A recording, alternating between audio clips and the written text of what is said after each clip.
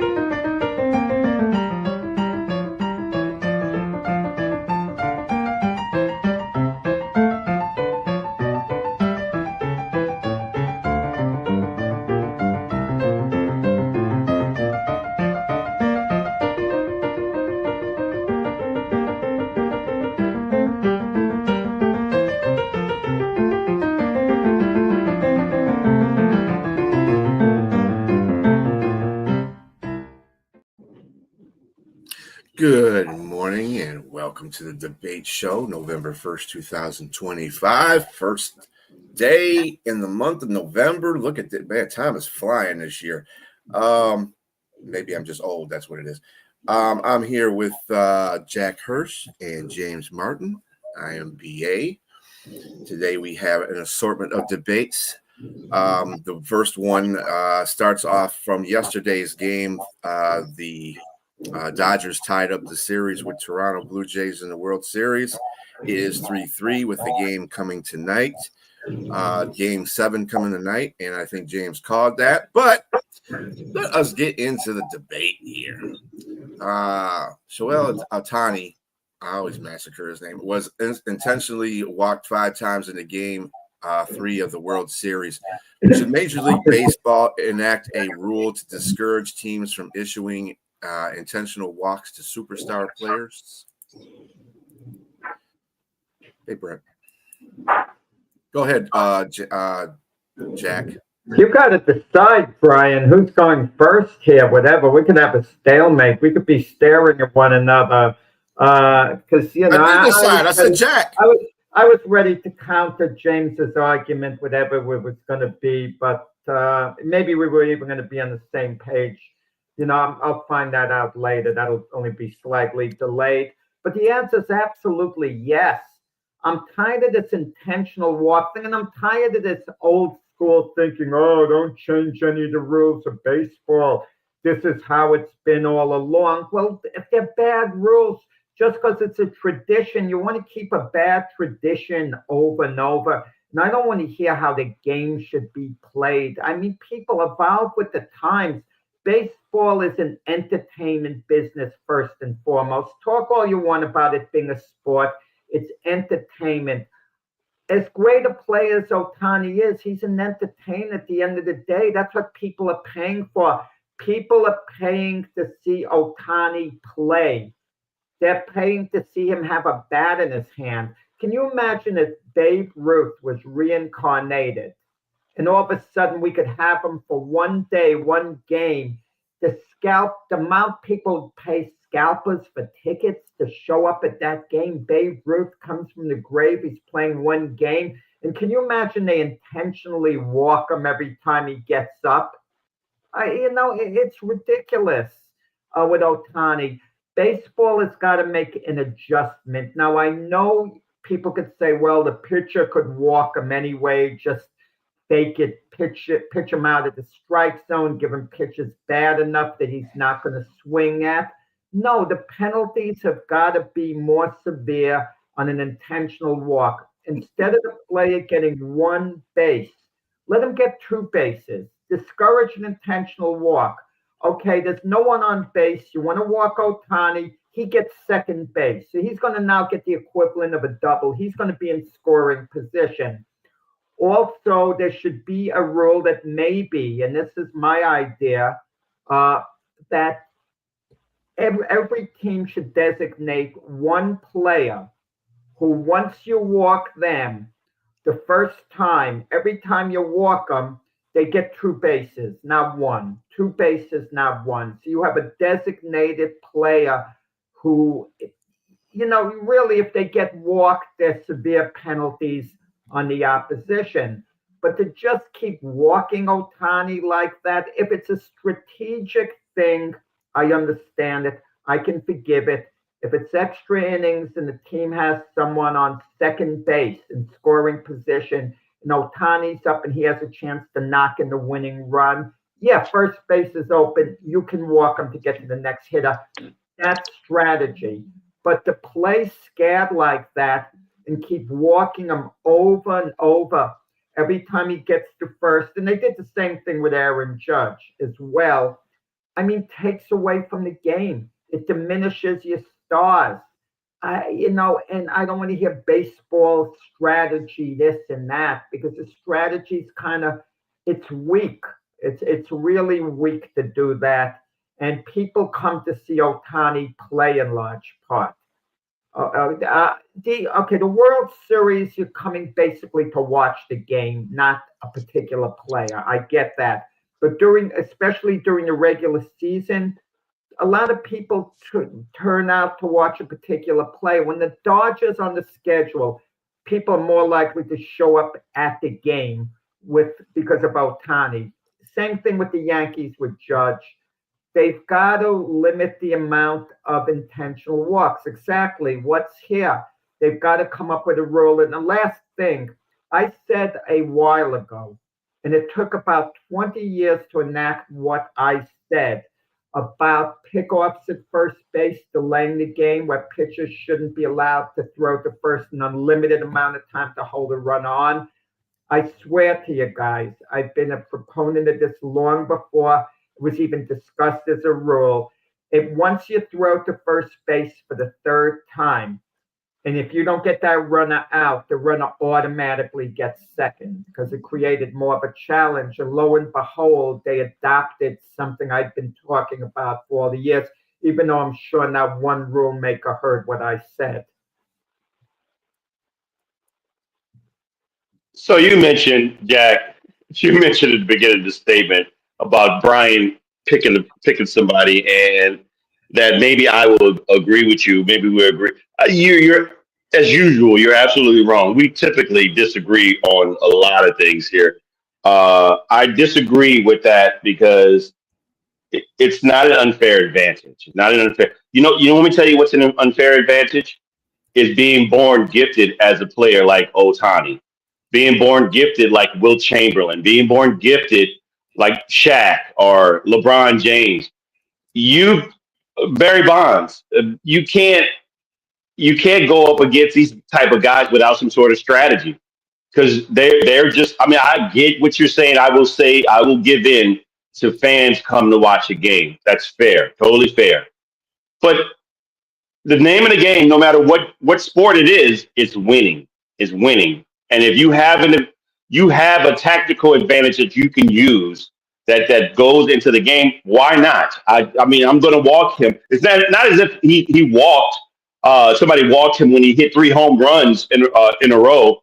In what is it, NLCS? Did he hit those home runs? And he had 9 strikeouts. Come on, he's an anomaly. He's a cheat code as a player. He's great. I don't understand what the Angels were thinking when they gave him up, but definitely it's just too much. Sometimes you got to find a way to find an advantage to win, and also it's strategy.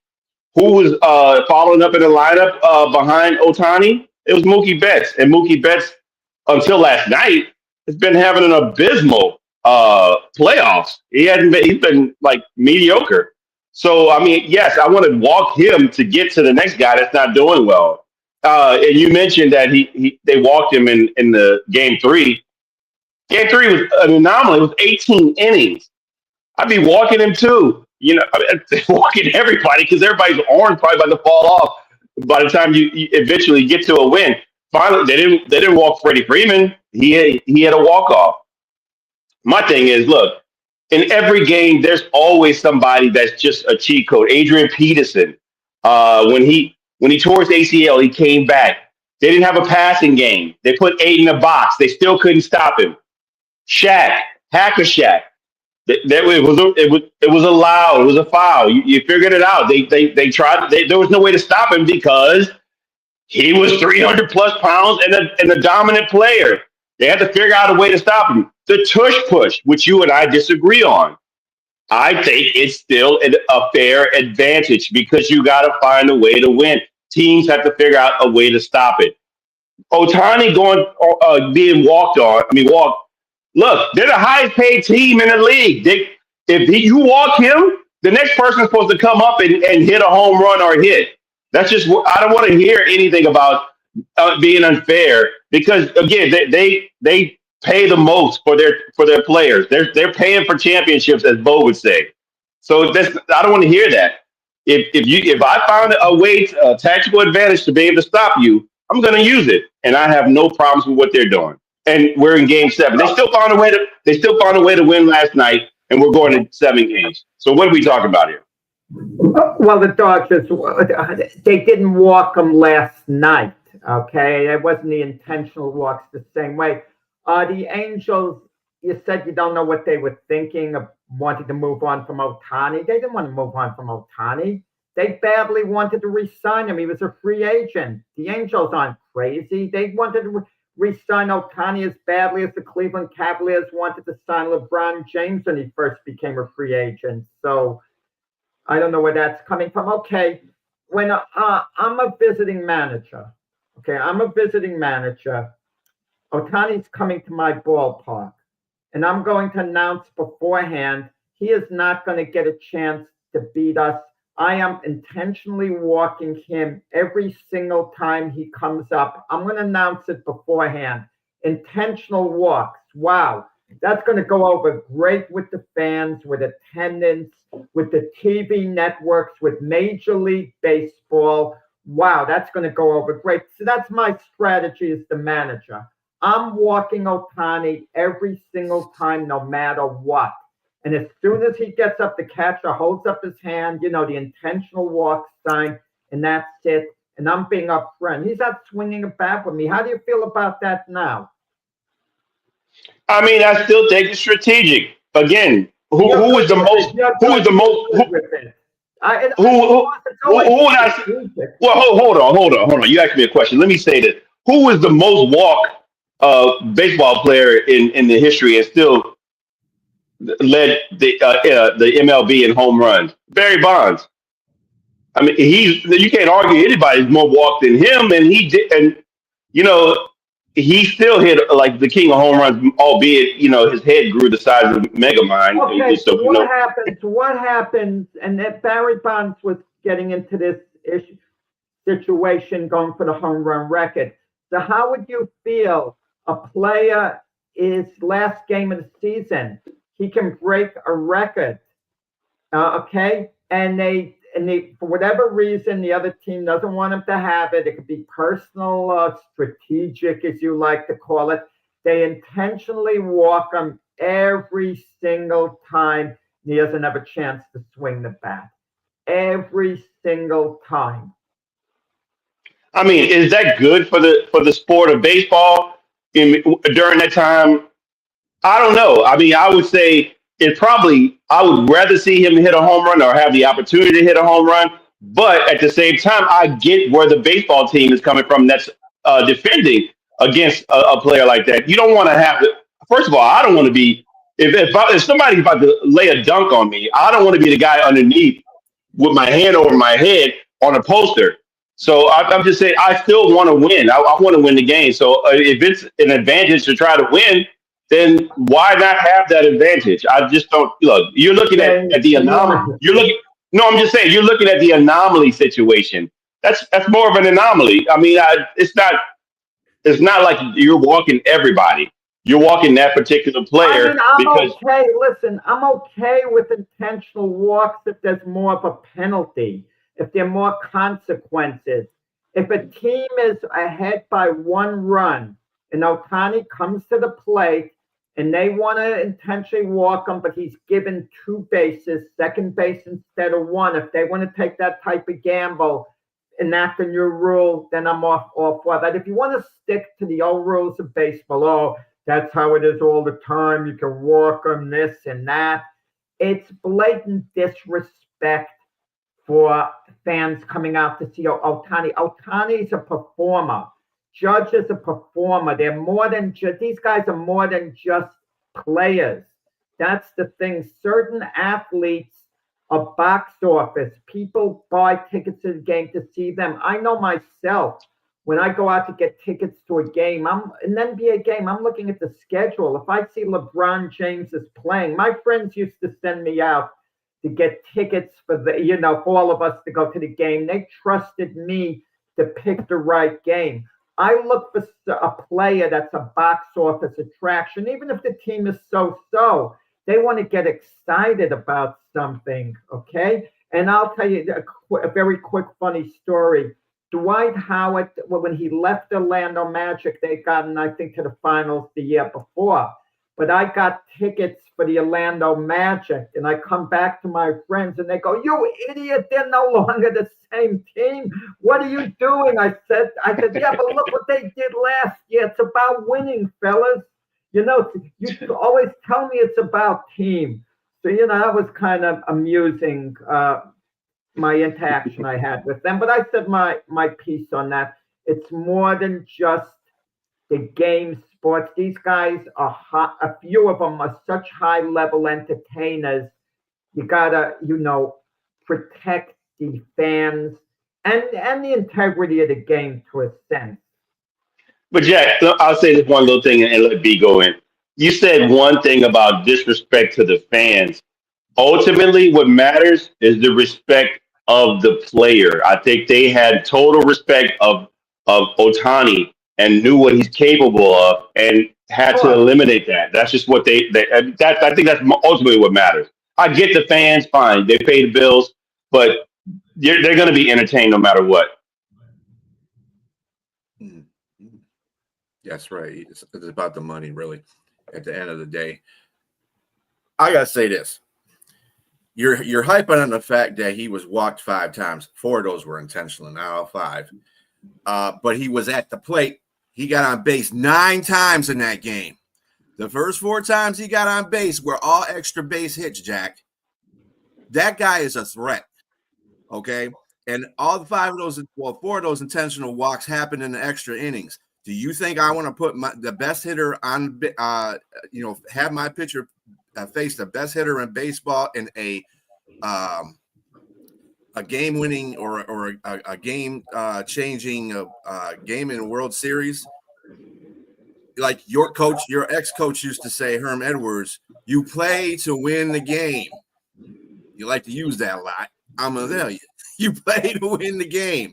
So if you got to put Ohtani on base, put him on base. Let somebody else be the hero. That's what the World Series is about, too. Not just the big guys doing their job, but the guys that come up behind him that don't exactly have that superstar name that could be the hero.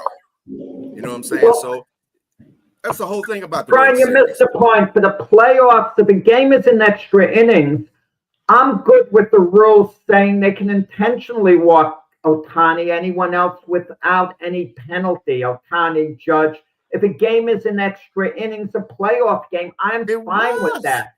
100%. But that's what he said. That's what you said in the question. Season. It happens during the season. And if a regular season game, if you're going to walk Ohtani every single time he gets to the plate, bases are empty. Oh, I'm going to walk Ohtani, 2 outs, no one on. I'm walking him. There should be a rule to discourage that. All right, Jack, you're reaching. How many home runs did Ohtani hit in the regular season? Did he hit like 60? Come on, man.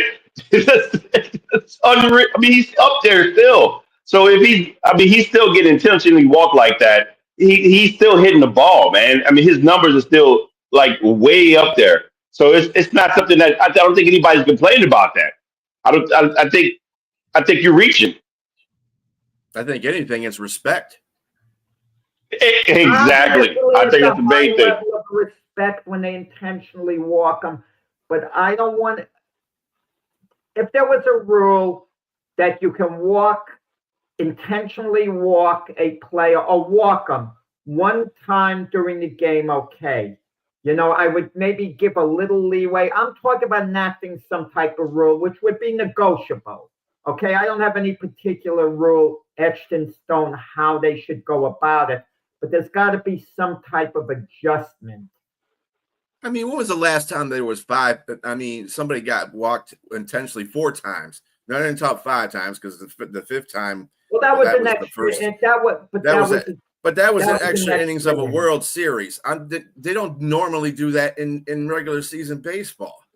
They don't need to do that in regular season baseball. This is which you're pointing out one thing that happened in a game, to die for. Basically, you're going on to the next. You're trying to tie up the series or advance in the series, whatever the case may be. It's a World Series game.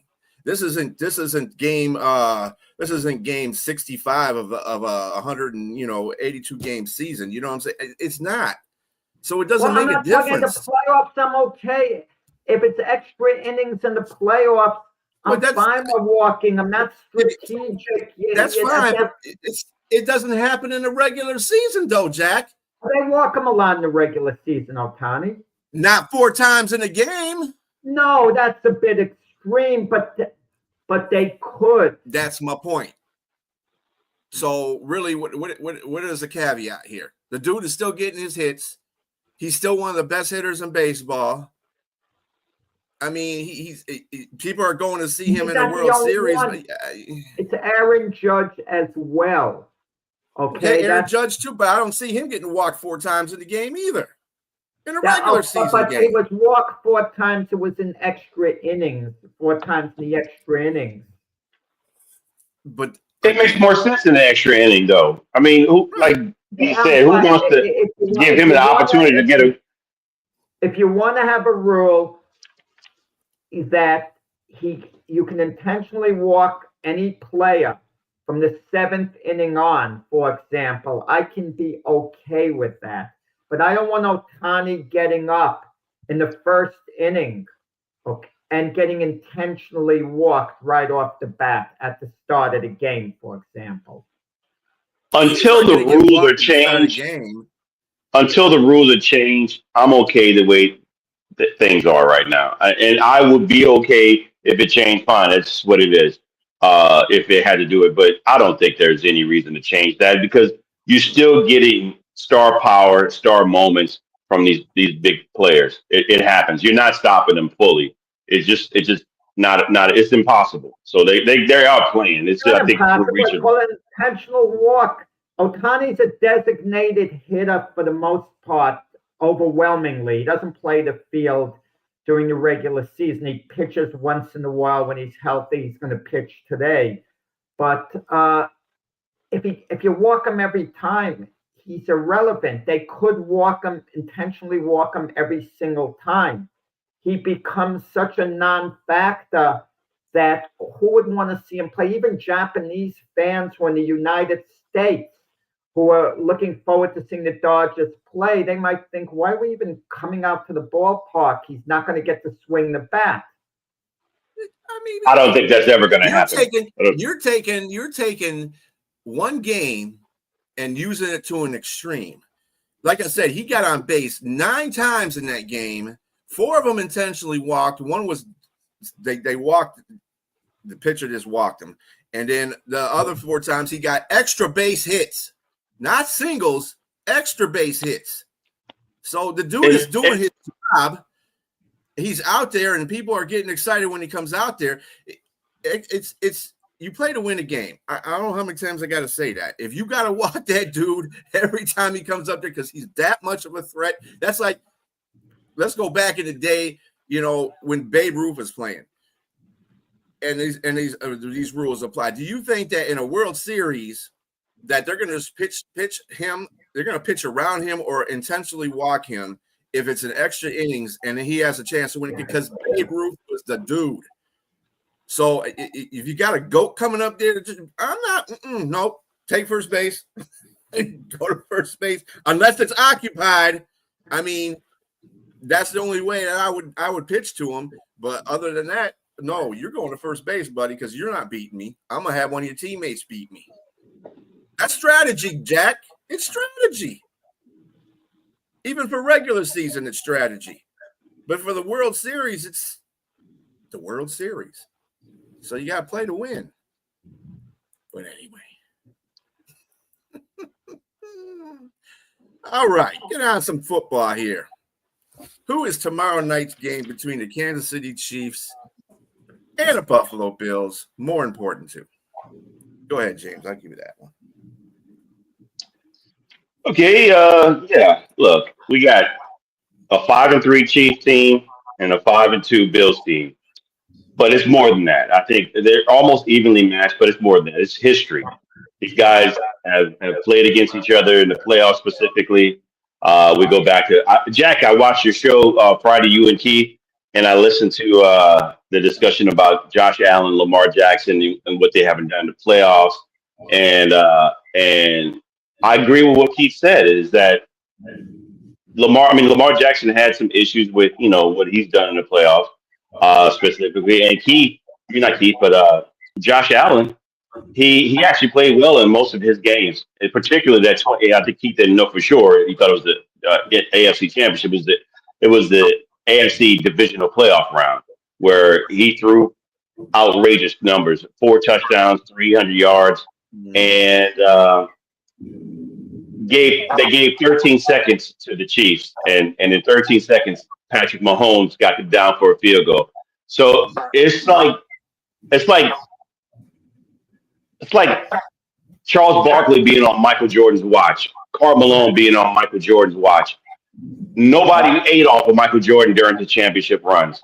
Nobody ate off of him. And I think it's kind of the situation here with Josh Allen and Mahomes. It's like until last year, no one's eaten off of Patrick Mahomes and Tampa Bay when they beat Kansas City. So I'm going to say Josh Allen here. I'm going to say Josh Allen has more. This game is more important to him because he's definitely got to make sure that him and his team is in position to win because they have poor rush defense. They have average pass. I mean, even though it's not Josh Allen's fault, I think a lot of their receiver play is a little bit less than desired. That's probably why they're trying to trade for a wide receiver. Keon Coleman has been a bit of a bust with 27 receptions and 267 yards throughout to this point in the season. I think Josh Allen has a lot more to play for because he hadn't got to that point to where he's got his MVP, but he's got to definitely try to get over the hump by getting past Kansas City. And looking at Kansas City this year, they look like they're trying to get a championship run again. I mean, I like where the AFC West is going. It looks like, but the Chargers, I thought they were probably going to be the leaders of their division. It's just not that right now. And I looked at the Broncos improving as well, and I thought the Raiders were probably improving, and that's just totally wrong. Looks like Kansas City's probably going to take that division again, and they look much better now with Rashee Rice coming back. Travis Kelce's found a new leg. I think even the run game with Pacheco is pretty decent. It's just even though those guys, some of those key guys on the Kansas City Chiefs team is a little bit old, I think they know that, and I think they're trying to make another run for a championship, and they're going to. And so it's really important to set a standard here right now in the regular season for the Bills to try to say, hey, no, we're still good, and we're coming with the next man up, and we're going to try to win. But I don't know if that's going to happen. I just think, to me, it's more important for the Bills to win tomorrow night than it is the Chiefs. Yeah. I mean, you finally gave an answer at the very end, even though you didn't analyze it, which team was more important to you. Doing a quarterback comparison, you had me baffled. I'm not asking who was personally more.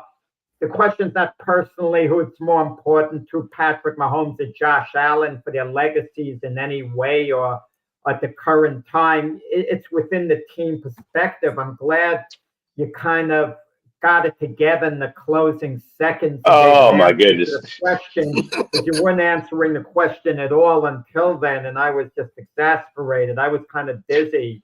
It's like you were taking a test in school, and you're handing your paper to the teacher, but of course the teacher doesn't know because you didn't write your name in this little bit line that says. Well, I'm going to tell you, take the same medicine that people take. Just handed it in. Take the same medicine that people take when they go on the cruise. That's what you need to take, because ultimately, my answer in regard it revolves around those two players. You can say what you want about whatever team, and and about the totality of the team game. No one's looking at that. What they're looking at is those two players. They're looking at Patrick Mahomes versus Josh Allen. You can say all you want. Everybody is looking at those two players and what they're going to finally do. Particularly Josh Allen. He's got to get over the hump. Looking at him, but we see Kansas City is playing Buffalo. Kansas City at Buffalo, a really big game. Obviously, the quarterbacks in any game are the centerpiece in just about any game. We look at quarterback matchups. I don't care who's playing who. That's the first thing that comes to mind. You're not giving us anything new with that, but they are two future Hall of Famers. Mahomes is an all-time great. Maybe Josh Allen will be perceived as an all-time great, but he's got to win a Super Bowl. I would think it's somewhere along the line for that to happen. But for which team is it more important to? It's not an easy answer, but you think the Buffalo Bills, because basically it's the argument you feel they have to get over the hump finally, get to the Super Bowl and win it. The Chiefs have been there. Mahomes has been to 5 Super Bowls. Okay, I'm mentioning the quarterback since you brought it up. But yeah, it's the Kansas City Chiefs. I think it's a more important game to tomorrow night because, there are a lot of people, at least some people, who thought the Chiefs were maybe getting to be a little long in the tooth. Even though they went to the Super Bowl last year, they got blown out in the game. They won so many close games last year that they could have lost in the regular season. And they started a bit slow this year. So they lost their level of favoritism that they've had, over a number of years during the great run they've had, in the Andy Reid, Mahomes, Kelsey era, Chris Jones era, and all. But they've been playing really well, the Chiefs. And all of a sudden, out of nowhere, people are thinking at this exact moment, the Chiefs might very well be the best team in the AFC once again. If the Chiefs go into Buffalo and they lose, they don't lose more than a game. They lose their favoritism. Now, Buffalo and Kansas City, it should be pointed out, neither of them in first place in their division. If the season ended, they'd be wild card teams. So both of them need this victory to at least keep pace to win their division and all. And I just feel it's a game, that might have implications beyond tomorrow night. It could have playoff implications conceivably if they meet in the playoffs. And I'll say this, Kansas City is more likely to win a playoff game in Buffalo than Buffalo is in Kansas City. So for that reason, not alone, but for that reason, in large part, it's more important for Buffalo to win and try to secure home field advantage in the playoffs in Buffalo, as opposed to having to play on the road. I think Kansas City could play all their games on the road and win. They've shown that before. Plus, Kansas City has to show their recent form is for real. And if they beat Buffalo tomorrow, look out for Kansas City, because that would tell us this is the Chief team we've known all these years. They're not long in the tooth like we thought. They haven't lost anything. And I think mentally speaking, Buffalo, you might say Buffalo really needs this game more, but I think Kansas City needs it, because if Buffalo should beat them, you kind of wonder, is Kansas City kind of declining a little bit? Well, they've definitely declined, but I think part of it is just like many other teams. Everybody has injuries. I mean, you had some unforeseen circumstances, like the colliding issue with Xavier Worthy and Travis Kelce, knock out one of your best receivers. Isaiah Pacheco's Pacheco, their out. running back, is out. Yes. But this is But going they to be still a have nice Kareem test Hunt, for though, right? Kareem Hunt. Yeah, to see what he Yes. could do. They still have Kareem Hunt, and now you have Rasheed Rice back, and so I think, yeah, it's still Buffalo to me. Like you mentioned, both are not in leading the division. I forgot to mention that the Patriots are up. They're looking like the next best team to come up in in that division, and they're right now they're leading. They don't look like they're trying to back up either. I mean, Mike Vrabel's got that team in position. He got a nice young quarterback. So yes, to me, it's important for Buffalo to say, "Hey, we were the king of this division for the last few years, and we still want to keep it that way." I think they have some glaring holes, particularly that rush defense. They're number 31st in the league, and that's not going to get better. That's just not going to get better throughout the season until because you need personnel to do that to help improve that or coaching. Uh, and that's a big deal because when you get to the playoffs, if you win, let's just say you get to the wild card or you win your division, that's going to show itself, to be a trap in the playoffs because teams run the ball mostly. They to control the clock. So I'm just thinking that's a problem for them. But so they have not insurmountable odds against them, but they have some hurdles to try to get over to try to. So it's more important for them to set the standard and saying that like I said, and mentioning again, Josh Allen, you got to pull out your cape, and be Superman again, along with James Cook, because you're going up against a team again that's won 3 Super Bowls. They've won 3. They've been to about 5 in the past few years, and so I would say that look, you definitely have a more of a sense of importance to win this game. Okay, so both these teams actually have importance in this game. One, because they're both, like you said, James, both of them are in in a tie for second place or in second place in their division, looking up at the division leaders right now. With Kansas City, I mean, this is like a traditional game every year. It seems to be. What team wins this game? It doesn't make a difference what team wins the game because either way, Buffalo has beaten Kansas City in the regular season so many times they just can't get over that hump in the playoffs over Kansas City. So, I mean, if this is a playoff game, this would be probably a better stated question, but because it's in a regular season, I think it means a little bit more to Kansas City because they're not really used to being in this position. And Buffalo is, New England is a good team. Vrabel is a good coach, and that team is pretty good. But when it comes down to the end of the season, will they be number one? I just don't see that. I think Buffalo is still a good team, the best team in that division. So Buffalo has some. They got to win games, obviously, and they got to go back and beat New England when they go play them in New England. So they're going to have to do that. But in the meantime, they have to win all these games. They're going to get there. They're going to be number one in that division. I don't have any doubt about that. Kansas City, on the other hand, they have tougher teams in their division to defeat. They already lost to, the LA Chargers. So, that's telling in itself to start off the season. And they're just coming off a Super Bowl, albeit they didn't win it, but they were in a Super Bowl. So I just think Kansas City's got a little bit more. They need this game a little bit more because they got to catch Denver, and Denver's playing some extraordinary football. So yeah, I can't guarantee this year that Kansas City is going to take the first place in that division. I can't guarantee that. Not like the other years before this. But this year is just something, they might get it going. And James, you're right to the Buffalo Bills having their defenses. And Josh Allen is not the reason that they're losing these games to Kansas City in the playoffs.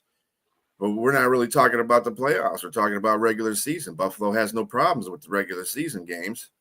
So I would think it would be more important to Kansas City so they can say, "Oh, we beat you in the regular season. We can beat because we've beaten you in the postseason. We can beat you in the regular season too." So that's my take. Anyway, and on some boxing. According to Manny Pacquiao, there have been ongoing negotiations for a rematch between himself and Floyd Mayweather. Would there be a lot of public interest in seeing him in the box again? Seeing him box again? I give it to Jack. Yeah, first off, I highly doubt that it's going to become a reality unless Manny Pacquiao is going to be willing to settle to box an exhibition, because Floyd Mayweather's not going to want to put his perfect 50-0 record at risk. I mean, because that's his whole legacy, that record. Most people, the vast majority, don't rate Mayweather quite on a par with Sugar Ray Leonard, Sugar Ray Robinson, Roberto Duran. They rate Mayweather, below those guys. But Mayweather does have an audience, of fanboys who point to the record, who are always mentioning his name amongst the all-time greats. And you always see these social media posts, who would have beaten who. And look, the vast majority of people asked opinions, say in a head-to-head contest that Tommy Hearns would have beaten Mayweather. So most people aren't fooled, but Mayweather has that legacy. Certain, athletes have accomplished something, and that's their legacy. And you can't really put, Mayweather's not going to put that at risk, because even though he would be old, past this peak, if he should fight Manny Pacquiao and it should end up in a draw and it taints his perfect record, people aren't going to look at him quite the same way, and even though you might say, well, it has nothing to do with it. Look, Willie Pep, for example, let's compare Mayweather's 50-0 record to Willie Pep. Willie Pep won 128 victories, 1 loss, and 1 draw. What is more impressive? Going an additional 78 1-1 on Mayweather's 50-0. I mean, Sugar Ray Robinson won his first 40 fights in a row. Then he lost the fight to Jake LaMotta. Then what happened? He went unbeaten in something like 50 fights in a row. I got to look it up. And, Julio Cesar Chavez passed 50-0, but then he lost the fight. I think Pep was 62-0 first. So that's what Mayweather, has to deal with, and he's not going to deal with it. Mayweather, I get the feeling, needs the money despite his incredible wealth. I mean, and that would be a reason, and that's why in part he fought exhibitions. He wants to be relevant too. He wants to be a mega star. And if he was to fight Manny Pacquiao in a real fight, he'd be in the limelight again. People would love it. So would there be public interest? Absolutely, if it was a real fight. It would be big. Is it a sad state on the affairs of boxing? Absolutely. But who cares? I mean, it's about entertainment. People would buy the pay-per-view portion if it were a real fight. And you want to know something? It would be appealing to me because Mayweather would be putting his unbeaten record at risk.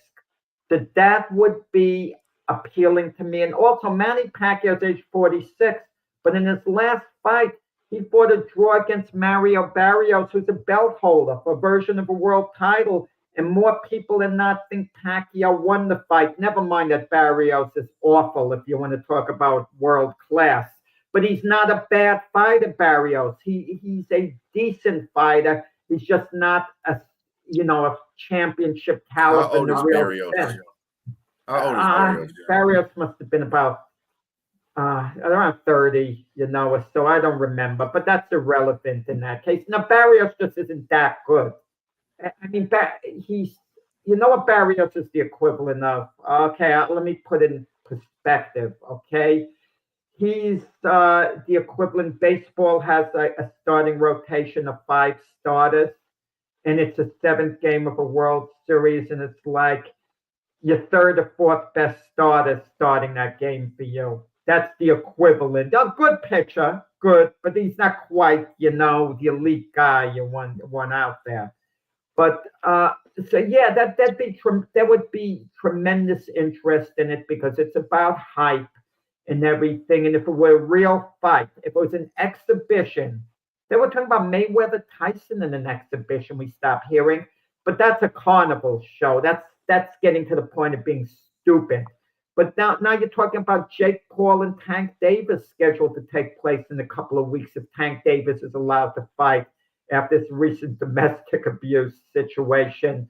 That's actually interesting if it's a real fight because Tank Davis is a great fighter, but he's a little man and Paul's a big guy.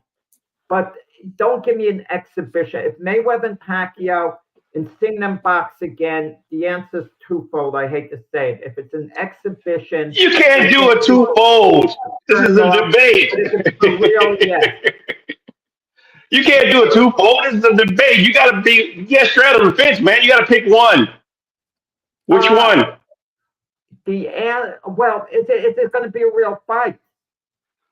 I got to know that. Is it going to be no? If it's an exhibition, it's not a real thing. You don't listen. Take the two. You made this question. I'm going to tell you this: if the Philadelphia Eagles are playing the Kansas City Chiefs the next season after the Super Bowl, if it's a regular season game opening the season or whenever, there's a ton of interest. But if it's an exhibition game, no one gives a darn. No one's getting excited. Oh, rematch, Chiefs and Eagles. If it's an exhibition game, even Brian wouldn't give a darn about it. But if it's a regular season game, yeah, you want to. Well, okay, let's say for the sake of argument that it is an exhibition because of the age and everything else. Let's just say it's exhibition. What is your answer there? No? There would not be. The answer is no because of the word a lot. There wouldn't be a lot of public interest. There'd always be some to see them actually in the ring, but there wouldn't be a lot of interest. They couldn't make it a pay-per-view event for an exhibition. Okay, so if it is an exhibition, I'm going to say the opposite. I'm going to say yes because of the state of where boxing is. People just old enough, these young Gen Zs know who Mayweather is, especially the fanboys. The purists of boxing probably wouldn't find this appealing because I think that because of the 2009, 2010 dodge of Pacquiao, I think Mayweather kind of dodged him a little bit in his prime. He didn't fight him until like 6 years later. It got delayed. It was both of them were at fault in reality. Kind of, yes. But I mean, the thing is, one was wanting to take the to test for PEDs. And to me, I thought that was just, I don't know. I thought that was a lot of BS. And I think, like, come on, let's just have the fight happen because you're both relatively in your prime. And this is probably the great thing for boxing at the time. And it was just like, man, we were all cheated. Because when it happened again, I had no interest. I already knew. By the time it happened in 2015 or 2016, whatever year that was, I still wanted to know. But I'm like, come on, he's not going to win. There's no opportunity because he's well past his prime now, and so it's much better, an advantage for Mayweather. But now in this situation, two older guys fighting, there's no checking for PEDs now. I think the way boxing is, like you said, you mentioned everybody's going to want to watch the Tank Davis versus. Jake Paul? Well, yeah, that hasn't been publicized well, so I don't know how much interest. Tank Davis has a Mayweather type following to an extent on the East Coast of the United States, and I'm interested if that's a real fight. I'm actually interested how a little great fighter would turn out against Jake Paul, who's a competent boxer at this point. I agree. But I just think that, if both big names come out and say they're going to, even if it's an exhibition, just like the Mike Tyson, Roy Jones Jr. fight exhibition happened, people still watch because they wanted to see those guys fight. A lot of public interest, that's what I mean. And by I mean a lot, will it do really good business? That's I what still think it will. I think it will. I think even as an exhibition, it's still going to do well because again, people want. I see where you're coming from as in a real fight, but how can you have a real fight with these guys at their age? It's not even something I even want. Pacquiao just had a real match for one of the major sanctioning body world titles, and Who? Pacquiao. He fought a draw at the age of 46. He showed he still can actually fight. And Yes. Mayweather, yeah, Mayweather, probably has something left in that regard. But I mean, they won't be the same fight as they were. But Right. they'll be a level below. But they can still, they still be able to perform. I mean, Well, look, if that's the case, then I mean, they would then. But I still even think, even in the exhibition, people who've seen. Look, you're going to have purists who want to see it happen, but they probably don't want to see it happen because of their age, and it's not going to be the same level of fight that it was. But I mean, I just think that if it's an exhibition, because of where the boxing has gone, I think they still make a crap ton of money because of where it's at. it's possible. It's unpredictable at the end. It's all unpredictable. The public mood at the time. I think that you got two big name boxing names here, Manny Pacquiao and Floyd Mayweather. Me personally, I wouldn't want to see a 46-year-old man and a 48-year-old man box. I'm getting sick of that old boxing stuff. That's just me. But those two names draw enough because in both, which you both admitted, they have fanboys. So there's a mass following for both of them. And just in that right there, even if it's an exhibition game, that's going to draw a lot of viewership. And unfortunately, it's not probably going to be the prettiest boxing ever. I know Manny Pacquiao, like you said, he took on a guy that was 30 years old and a belt holder. But he, admittedly, so you said that belt holder wasn't a very good guy. He was good, but he wasn't better. Barrios. Yeah, Barrios. And it's just, I mean, they're going to draw. It doesn't make a difference. They're going to draw. Whether I watch them, you watch them, Jack, or James watches them, they're going to get that money in there. It's going to be a high stakes exhibition. Well, a high stakes exhibition show. So because of the names in it, period. It's kind of like, Jake Paul and Mike Tyson. People watch that. Mike Tyson's like 102 now, right? So it was different. Mike Tyson's different. He's on another level as far as being an attraction and mystique. The mystique surrounding Tyson is much greater than any mystique Mayweather Pacquiao could bring.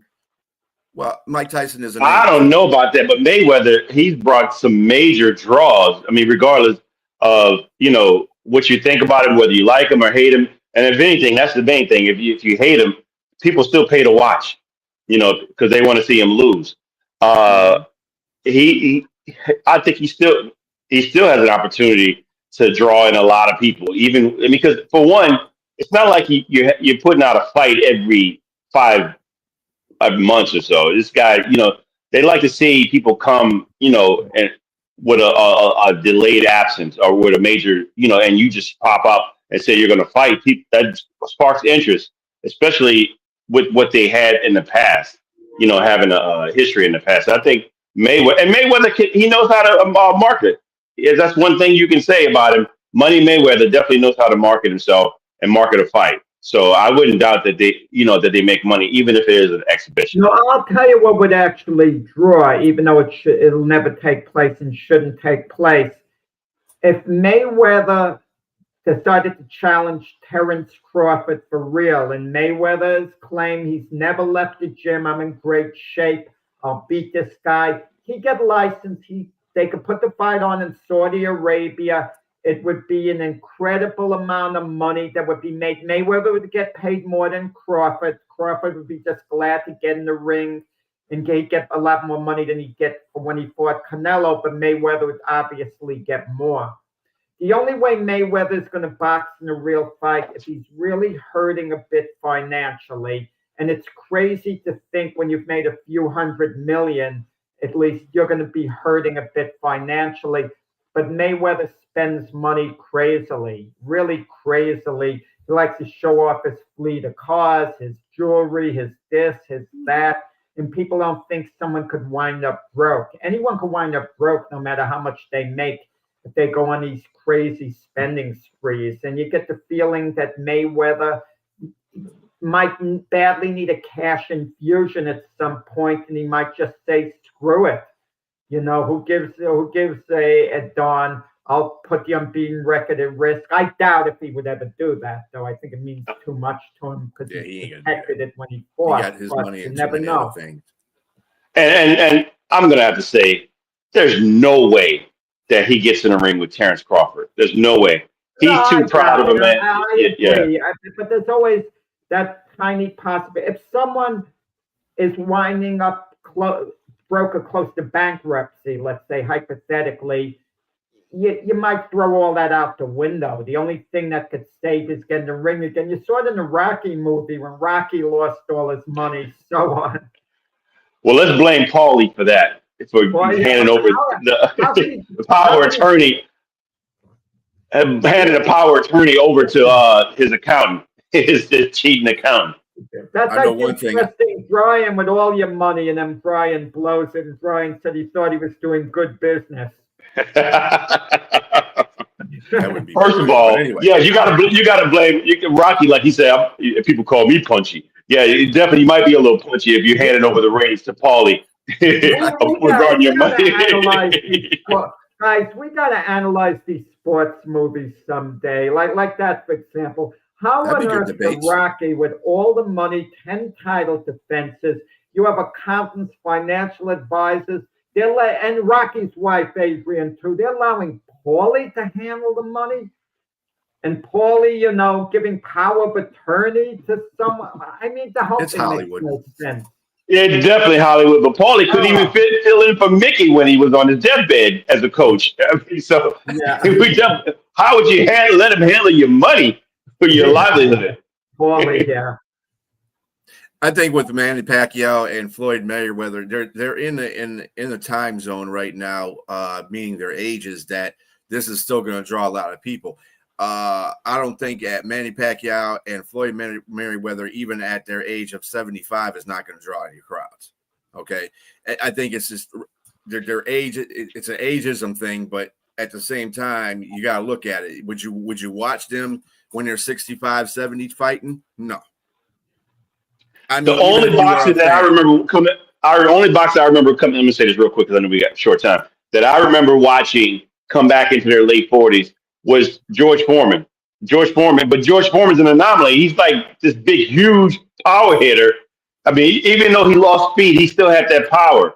And so I think to come back, you have to have some sort of that